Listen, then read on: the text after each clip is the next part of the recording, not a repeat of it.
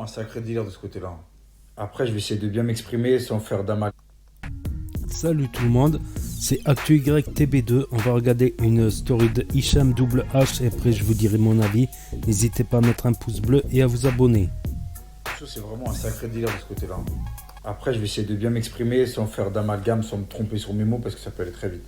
Mais vous voyez, quand je reçois ce genre de message, pour moi, c'est le genre de gens qui comprennent pas que eux, ils pensent qu'il faut rester comme ils disent. Oui, c'est pas de ta communauté, c'est pas de ta religion. Toi, t'es un arabe, toi, t'es. Non. Déjà, je vous explique une chose. Arrêtez de juger quelqu'un à sa couverture. Il y a plein de personnes, c'est des arabes, c'est pas des musulmans. Il y a plein de personnes, c'est pas des arabes, c'est des musulmans. Je connais des blonds aux yeux bleus musulmans, je connais des renois musulmans, je connais des arabes musulmans, et je connais des arabes, des renois et des blonds non musulmans. Donc tout ça là, ça ne veut rien dire. Ça pour moi, c'est des gens qui sont bloqués dans une matrice, qui sont là pour diviser. Moi je suis pas là pour diviser là. Moi je suis là pour que tout se passe bien avec tout le monde. Moi j'ai grandi comme ça, j'ai grandi avec des personnes de tout type de religion. Ça s'est très bien passé jusqu'ici. Et il n'y avait pas de problème de ouais non mais t'es pas de ma communauté, t'es pas de ceci. Et pour moi la religion, ça relève du privé. Ça veut dire, moi c'est pas le premier truc que je veux savoir quand je rencontre une personne. Ça veut dire que je parle de quand je rencontre des gens dans le milieu professionnel ou même des gens comme ça. Il suffit que demain je suis invité, je sais pas moi, à un anniversaire, je rencontre des gens.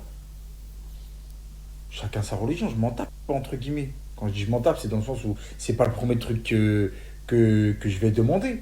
Moi, je pars du principe où tu me respectes, je te respecte, quelle que soit ta religion, quelle que soit la mienne. À partir du moment où on arrive à vivre comme ça, on arrive à se respecter, c'est bon, moi ça me va. Personnellement, ça me va. Après, moi, je suis pas là pour diviser, je le répète encore une fois. Je suis pas de ces gens-là qui veulent te diviser ou qui pensent que chaque personne doit rester dans un cocon. C'est pas ça la vie. Moi, je pars du principe où il faut se mélanger, il faut vivre sa vie, il faut apprendre à connaître les gens. Et après, chacun fait comme il le sent, chacun fait comme il le veut. Moi, ma manière de voir les choses, elle est comme ça. Après, ça ne vous voit pas, c'est la même chose. En tout cas, quelle que soit la religion des gens avec qui j'ai grandi, quelle que soit leur nationalité, quelle que soit la manière dont ils ont été éduqués, à partir du moment où ces gens-là m'ont respecté, je les ai respectés. Parce que tout part de là. Tout part de là. Et on a très bien grandi comme ça. On s'est tous respectés les uns les autres. On s'est tous donné de l'amour. On s'est tous donné de la force. Et il n'y a personne. C'est pas vos messages là sur les réseaux sociaux qui vont faire que nous, on va se diviser entre nous. Non, ça ne veut rien dire. Moi, les messages comme ça, là, ça me fait plutôt rire. Parce qu'en plus, vous jugez des gens. Alors, ça se trouve que eux respectent la religion mieux que vous. Vous ne savez même pas. Vous ne savez même pas ce que les gens ils ont dans le cœur. La religion, c'est personnel, c'est privé. Occupe-toi de toi. Vois ce qu'il y a entre toi et Dieu. Et ensuite, on verra. Tu vois, chacun son chacun, comme on dit. Tout simplement. Voilà. Il y a des cœurs qui ne vous détesteront jamais, peu importe combien vous les avez blessés. Vous aimez trop écrire en arabe à côté pour faire genre aussi. Ça a du sens parce que là, j'ai un gros doute. Il y a des gens, tu les as jamais blessés et pourtant ils te détesteront toujours. Ouais, il lance un petit débat. Il lance un petit débat. Comme j'ai dit, il y a des chrétiens qui ont bien agi et j'ai vu des musulmans qui ont mal agi. Voilà, ça. Enfin, s'ils ont mal agi, sont-ils si musulmans que ça? C'est un autre débat. Et il y avait un grand savant de l'islam qui était descendant du prophète. C'est Al-Sadek, il me semble, Al-Sadek, qui avait dit ne regarde pas que le nombre de prières, regarde le comportement des gens. Et ça, le malikisme s'en est fortement imprégné parce que dans le malikisme, en Nord-Afrique, on va dire, en Nord-Afrique, le malikisme, l'école malikite juge beaucoup le comportement et pas simplement que le nombre de prières, que voilà. Après, il a raison aussi. Il y a des Arabes qui sont chrétiens. Par exemple, je connais des chrétiens libanais, des chrétiens syriens qui sont arabes, Il y a aussi des berbères qui sont juifs, voilà, de conviction juive. Pourtant, ils sont de berbères, ils sont nord-africains. Ils parlent le berbère, le tachelhit ou des trucs comme ça.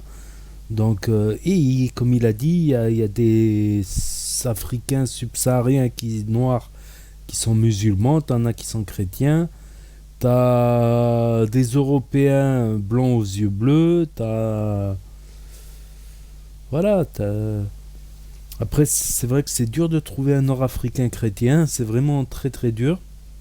Et si, en Égypte, les Coptes, voilà, c'est des Nord-Africains. Il y a une partie de l'Égypte qui est un peu berbère et l'autre partie qui est, voilà, qui est égypto-arabe ou égypto-égypto.